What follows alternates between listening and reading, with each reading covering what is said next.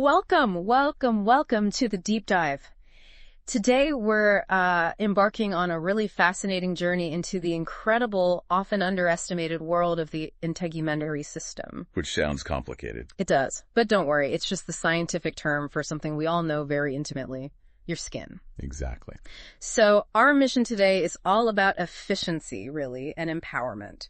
We're taking your sources, digging into them, and trick to give you a clear shortcut for understanding common skin lesions, various conditions, and how they're treated. Think of this as, gaining the crucial insights to feel genuinely well-informed and, frankly, confident about the largest organ in your body.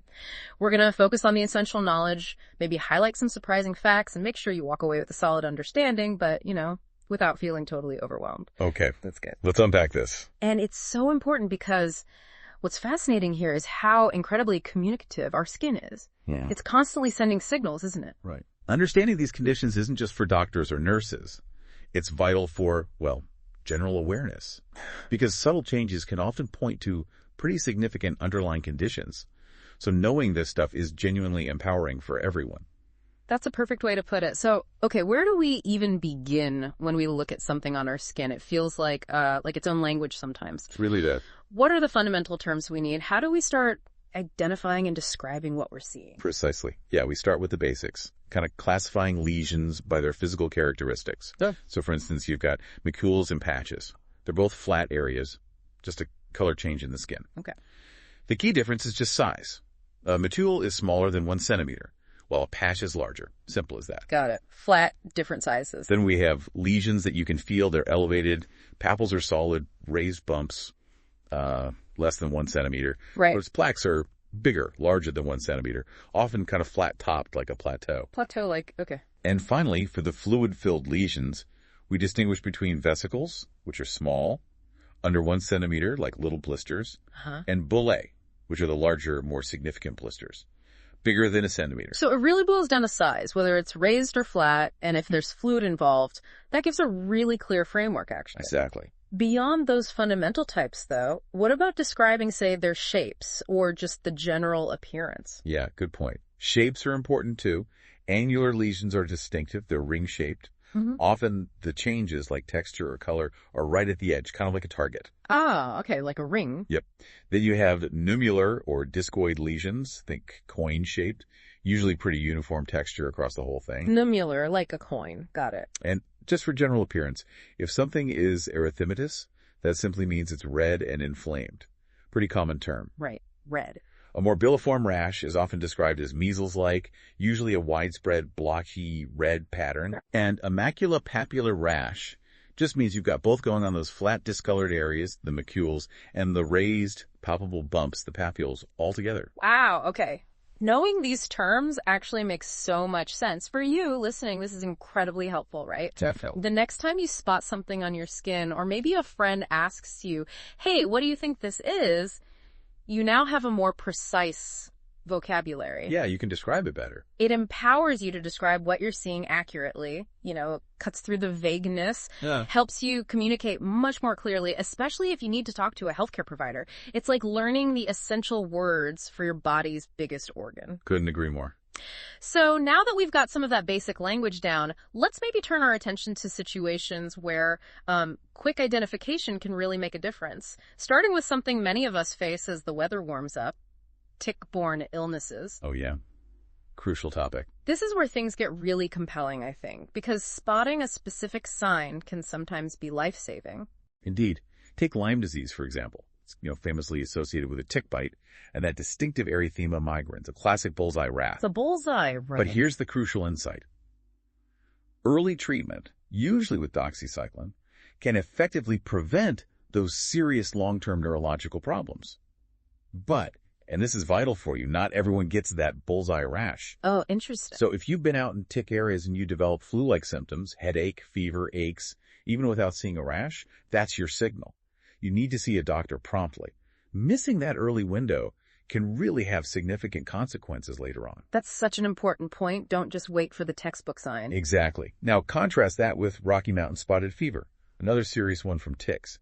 It presents with fever, nausea, maybe headache, and then a rash that characteristically starts on the hands and feet before spreading inwards towards the center of the body. Hands and feet first, okay. And what's absolutely credible to know here is that treatment, again, often doxycycline, has to start immediately. We don't wait for confirmation, regardless of the person's age, even in pregnancy. Right. Because the mortality rate is just too high if it's left untreated. Wow. That really underscores the need for quick action and, like you said, looking beyond just one specific sign. Absolutely. So from tiny ticks, let's broaden out a bit to other animal encounters. Because sometimes even our furry friends, or maybe not so friendly critters, can cause skin issues that need attention. What about spider bites or just general animal bites? Right. Well, with spider bites, the brown recluse bite gets talked about a lot. It can sometimes cause this memorable red, white, and blue sign. Red, white, and blue. Yeah, it describes different zones around the bite redness, then a pale area, then maybe a bluish center, indicating potential tissue damage, necrosis. Okay. For these, careful wound care is key: cleaning, cold packs, elevation, and definitely medical referral if you suspect any necrosis, any tissue death. Makes sense. Now, for general animal bites, the first step, always, is thoroughly cleaning the wound. Soap and water, lots of rinsing. Then a doctor assesses the need for maybe a tetanus shot or even rabies vaccination, depending on the animal and situation. Right. Rabies is a concern. And a key practical point, infected hand wounds from bites. We generally don't suture them closed. You risk trapping the bacteria inside, making the infection worse. Ah, good to know. And specifically, dog bites often get treated with antibiotics like amoxicillin clavulanate, that's augmentin, to prevent infection from common mouth bacteria. Cat bites, interestingly, have an even higher risk of infection. Really? Why is that? Their teeth are sharper, they create deeper puncture wounds. Plus, they often carry a specific bacteria, Pastorella, which is notorious for causing rapid infections. So prompt antibiotics are especially crucial for cat bites. Wow. Okay. So much to consider just from bites. And speaking of serious infections, there's another one, thankfully rare but critical to be aware of: cutaneous anthrax. Yes. Thankfully rare in most places. Cutaneous anthrax usually comes from contact with infected animals or, say, animal products like wool or hides. It typically shows up as a painless, ulcerated black lesions called an eschar, often with quite a bit of swelling around it. Painless but black and ulcerated. Okay. It's a medical emergency. Needs specific antibiotics right away. Right. Now, thankfully, not everything that appears on our skin is an urgent crisis like that. Many conditions are, more chronic, or they keep coming back, impacting daily life, perhaps more subtly. Let's shift gears and explore some of those. Certainly. A really common one is atopic dermatitis, which most people know as eczema. Eczema, yeah. Lots of people deal with that. Exactly. It's a chronic inflammatory condition characterized by really itchy, scaly skin, often shows up on the flexor surfaces and, the insides of elbows, behind the knees. The creases, right. Precisely. Treatment mainly focuses on really good moisturizing with emollients. Those are basically heavy-duty, medical-grade moisturizers that help repair the skin barrier. And then using topical steroids during flare-ups to calm the inflammation. Okay. And a vital concept here is something called the atopic triad. People with eczema often also have asthma and allergic rhinitis or hay fever. Suggests a sort of shared underlying tendency towards allergic-type reactions. Ah, the triad. Eczema, asthma, allergies. Interesting link. Then there's psoriasis. You might recognize this one by its distinct red plaques, often covered with silvery scales. Silvery scales, yeah. You might also see nail changes, like tiny pits in the nails, or onycholysis. That's where the nail actually separates from the nail bed underneath. And two other unique features sometimes mentioned are the Auspit sign, where if you gently scrape off a scale, you see pinpoint bleeding points. Oh, wow. And the Koebner phenomenon, where new psoriasis lesions can actually appear in areas where the skin has been injured or traumatized. Fascinating. So how is psoriasis treated? Treatment often starts with topical steroids, similar to eczema, and also vitamin D analogs, which are special creams. But more severe cases definitely need a referral to a dermatologist for potentially stronger treatments. Right, makes sense. What about contact dermatitis? Ah, yes. So contact dermatitis is basically an inflammatory reaction when your skin touches something it doesn't agree with. Two main types. Okay. There's irritant contact dermatitis. That's a direct reaction, almost like a chemical burn, from something harsh, like strong detergents or solvents. Like cleaning products, maybe. Exactly. Then there's allergic contact dermatitis. This is different. It's an immune system reaction. Think poison ivy, or some people reacting to nickel in jewelry.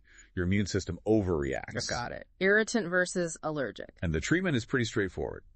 Topical steroids to reduce the inflammation, and the most important part, figuring out what caused it and avoiding it. Avoidance is key. Makes sense. Continuing with common inflammatory issues, let's talk about herpes zoster, or shingles. Shingles. Heard a lot about that recently with the vaccine. Exactly. It's caused by the reactivation of the varicella zoster virus. That's the same virus that gives you chickenpox, usually in childhood. It kind of lies dormant in your nerves for years. Right. Then later in life, often when the immune system is weaker, it can reactivate, typically causes pain, often burning or tingling, on one side of the body first. Then a rash appears, but in a very distinct pattern. It follows the path of a single nerve. We call that a dermatomal pattern. Only on one side along a nerve path. Okay, and it's really critical to start antiviral medication within 72 hours of the rash appearing. That helps reduce the severity and, importantly, the risk of complications like postherpetic neuralgia, which is persistent nerve pain. So quick treatment is vital. Very. And as you mentioned, for prevention, the Shingrix vaccine is highly effective. Recommended now for adults over 50 and also for younger adults who are immunocompromised. Good to know. What about urticaria? Hives. Right, hives or urticaria, those intensely itchy, red, raised welts or wheals that can pop up suddenly. Great. Extremely itchy. They're typically caused by allergens, food, medication, insect stings, or sometimes other triggers like stress or infections, usually treated effectively with antihistamines. Okay. But here's the crucial warning. While most hives are just annoying, you have to watch out for signs of a severe allergic reaction, anaphylaxis, which affects the whole body. Like difficulty breathing. Exactly. Difficulty breathing, swelling of the throat or tongue, dizziness. Also watch for angioedema, which is deeper swelling, often of the face, lips, or airway. Those are medical emergencies. Call 911 immediately. Okay, crucial distinction. Hives usually okay, but watch for those danger signs. Precisely. It's amazing how many different ways our skin can react to things. So moving on to maybe some other common, sometimes persistent conditions that might not be as acutely dramatic, but definitely affect quality of life. Absolutely. Let's talk about folliculitis. Essentially, it's an infection of the hair follicles. Like infected hair roots? Kind of, yeah. Most commonly caused by bacteria, often Staphylococcus aureus. Looks like small red bumps or maybe little pustules right around where the hairs come out. Okay. Mild cases often clear up with topical treatments like benzoyl peroxide wash or maybe a topical antibiotic like mupirocin.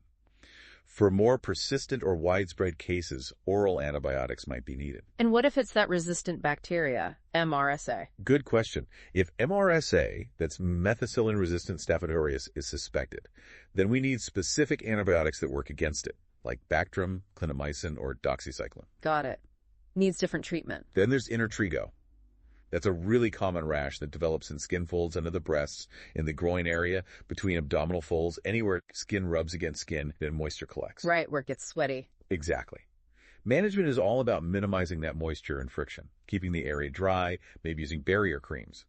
Often, topical antifungal creams like ketoconazole are needed because yeast likes those areas too. Sometimes a mild topical steroid can help with the itching. Makes sense. Keep it clean and dry. Now, related by location, but much more severe, is hidradenitis suppurativa, or HS. HS, right. Heard that could be really tough. It is. It's a chronic, painful, inflammatory condition. Causes recurring nodules, abscesses, and tunnels under the skin, typically in the armpits, groin, under the breasts. It's linked to genetics, but also strongly associated with smoking and obesity. Treatment is complex, really depends on the severity, often needs specialist care. Okay, definitely something needing expert management. Then there's something much milder. Keratosis pilaris, often called chicken skin. Ah, yes, those little bumps on the arms. It's usually on the upper arms or thighs, yeah. Rough, small bumps. It's basically a buildup of keratin plugging the hair follicles. It's completely harmless, often doesn't need any treatment. So you can just leave it alone? Pretty much. But if it bothers someone or it's itchy, using good emollients, moisturizers, and maybe topical keratolytics, things that help gently exfoliate, like creams with salicylic acid or urea, can help smooth the skin. Okay, good options if needed. And pityriasis rosea. That's an interesting one. It often starts quite suddenly with a single larger oval patch, usually pink or tan, called a herald patch. A herald patch, like announcing something. Exactly. Then, a few days or maybe a week later, a more widespread rash appears, mostly on the torso. Lots of smaller oval patches, often arranged in a pattern that resembles the branches of a fir tree. A fir tree pattern, wow. Yeah, it's quite distinctive. It often follows some kind of viral illness, though we don't know the exact cause. The good news is it's self-limiting. goes away on its own. How long does it take? That's the catch. It can take weeks, sometimes even a couple of months, to fully resolve. So patience is needed. If it's really itchy, topical steroids can help, but mostly it's just waiting it out. Weeks to months. Okay. Good to manage expectations. Definitely. Finally, let's quickly touch on a group called lichen skin disorders. 3 main ones to know. Okay. Lichen disorders. Lichen simplex chronicus. This isn't really a primary condition. It's more the result of chronic itching and scratching the same spot over and over. The skin gets thickened, leathery, we call it lichenified, and intensely itchy. It's a vicious cycle. The itch-scratch cycle, right. Exactly. Treatment involves breaking that cycle. Potent topical corticosteroids to stop the itch, antihistamines maybe, and lots of moisturizer. Makes sense. Stop the itch, heal the skin. Then lichen planus. This one presents as itchy, flat-topped, purplish bumps or papules, often found on the wrists, forearms, ankles, lower back, sometimes even inside the mouth. Also managed primarily with topical steroids. Purple, flat-top bumps. And lastly, lichen sclerosus. This one most commonly affects the anogenital skin in both men and women, though more common in women. Presents as white, thin, fragile skin that can be very itchy and painful, sometimes leading to scarring. Requires treatment with high-potency topical steroids, like clobetasol, often long-term under specialist care. Okay, that sounds quite serious, especially the location. It definitely needs proper diagnosis and management. All right, now let's shift gears again and talk about something really relevant, especially as we get older. Those spots and bumps that just seem to appear, moles, age spots, other growths. For many of us listening, this is a very relatable section.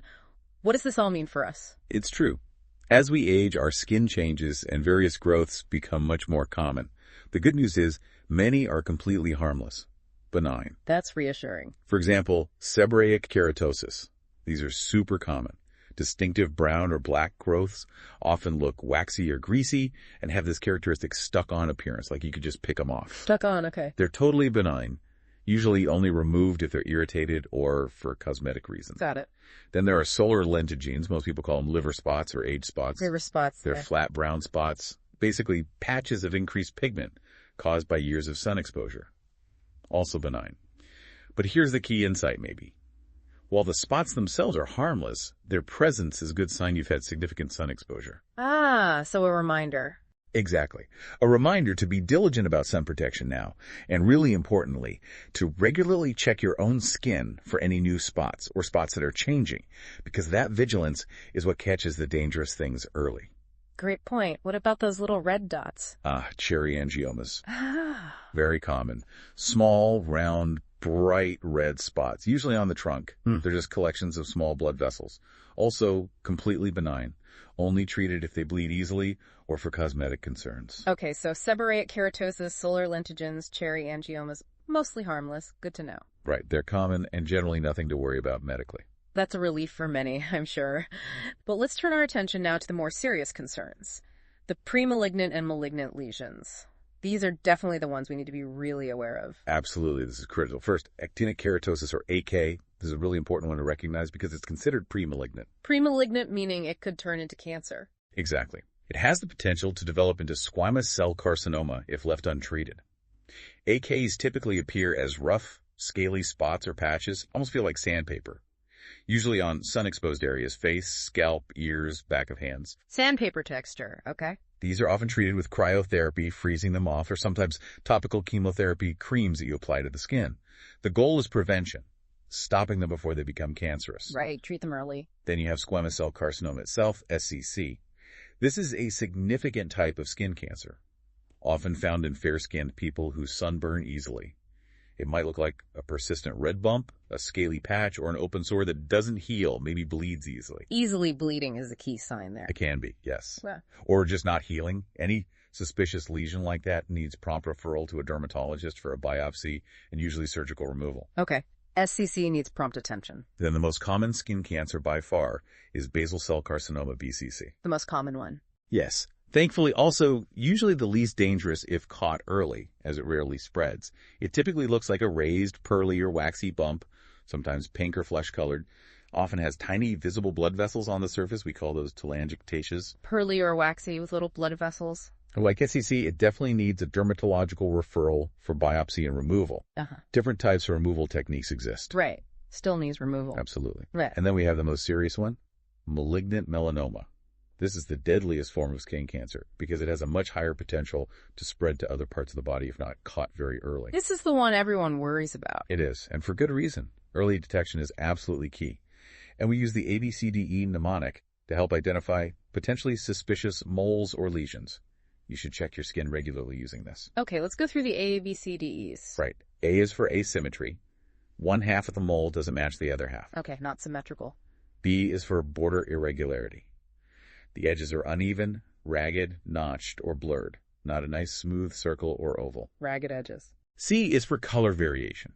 It's not one uniform color. You see different shades of tan, brown, black, maybe even patches of red, white, or blue within the same lesion. Multiple colors, got it. D is for diameter.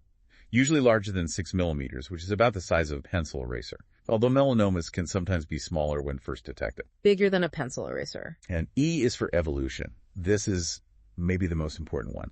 Any change over time in size, shape, color, elevation, or any new symptom like bleeding, itching, or crusting. If a mole starts changing, that's a red flag. Evolution, any change. That seems crucial. It really is. Yeah. Any spot that fits any of these ABCDE criteria needs immediate evaluation by a dermatologist.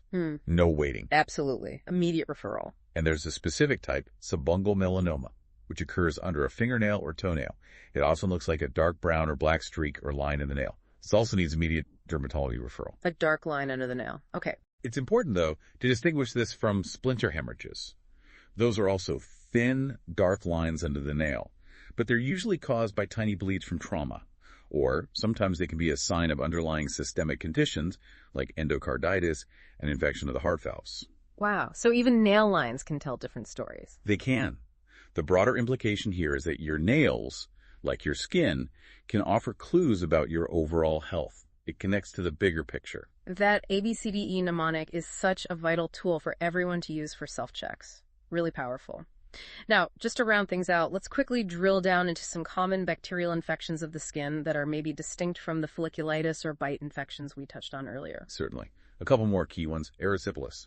This is a type of superficial cellulitis, meaning it affects the upper layers of the skin. It typically appears as a bright red, hot, swollen rash, often on the face or legs, and importantly, it has very sharply defined raised borders, sometimes described as having an orange peel texture. Bright red, sharp borders. Got it. How's it treated? Usually responds well to common antibiotics that cover the typical bacteria involved, like penicillin, amoxicillin, or cephalexin. Okay. And what about regular cellulitis? Right. So non-purulent cellulitis affects deeper layers of the skin, the dermis, and subcutaneous tissue. It also presents as a red, warm, swollen, tender area. But the borders are usually less distinct, more poorly defined than erysipelas. It kind of blends into the surrounding skin. Less defined borders. Okay. And it's typically treated with antibiotics like cephalexin, or if there's a penicillin allergy, maybe clindamycin. Now, contrast that with purulent cellulitis. Purulent meaning pus, right? Exactly. This form is characterized by pus, either draining from the site or maybe an abscess associated with the cellulitis. The presence of pus often suggests a different bacteria might be involved, frequently MRSA, that resistant staph we keep mentioning. Ah, so the pus is a clue for MRSA, maybe. It's a strong clue, yes. So treatment needs to cover MRSA. That usually means antibiotics like clindamycin, doxycycline, or Bactrim. Sometimes incision and drainage of any abscess is also needed. Okay, so purulent versus non-purulent really changes the treatment approach. It does. It guides the antibiotic choice significantly. What about boils? Are they related? Yes. A furuncle, which is the medical term for a boil, is essentially a deep infection of a hair follicle leading to a painful pus-filled lump, often caused by Staph aureus. Just one infected follicle, basically. Yeah, right. Many small boils will resolve on their own with just warm compresses applied several times a day, which can help them drain. But larger or very painful ones might need a doctor to make a small cut to drain the pus incision and drainage. Okay. And what's a carbuncle then? A carbuncle is basically a more severe version. It's like multiple boils that have merged together under the skin, forming a larger, deeper, interconnected area of infection with multiple drainage points. These are more serious, more painful, often cause fever, and definitely require medical attention, usually including antibiotics and sometimes drainage. Multiple boils joined together sounds nasty. They can be quite significant, yes. Wow, okay. What a journey we've been on. We have covered so much ground today, really, from understanding the basic language of skin lesions. Macules, papules, vesicles. Exactly. All the way to these critical distinctions between conditions that are, benign versus urgent, chronic inflammatory ones, bacterial infections, and even, crucially, those potentially life-threatening skin cancers. You, our listener, should now have a really solid framework, I think, for understanding and identifying many common and serious skin issues. Absolutely. And if we sort of connect this all back to the bigger picture, your skin truly is such a powerful, visible indicator of your overall health. It's constantly communicating with you, sending signals. Yeah, it really is. Which makes you wonder, doesn't it? Thinking about everything we've discussed, what small, consistent habit could you adopt starting today to better monitor your own skin's health? Or maybe the skin of your loved ones? How could you become more attuned to its subtle messages? That's a great thought to leave everyone with, a practical takeaway. Take a moment to reflect on that. What's one small thing you could do? We really want to thank you for joining us on this deep dive into the integumentary system. And just remember, being well-informed, especially about your own body, it's a continuous journey. It never really ends. Exactly. So if this deep dive sparked more questions for you, please keep exploring. Your curiosity truly is your greatest guide.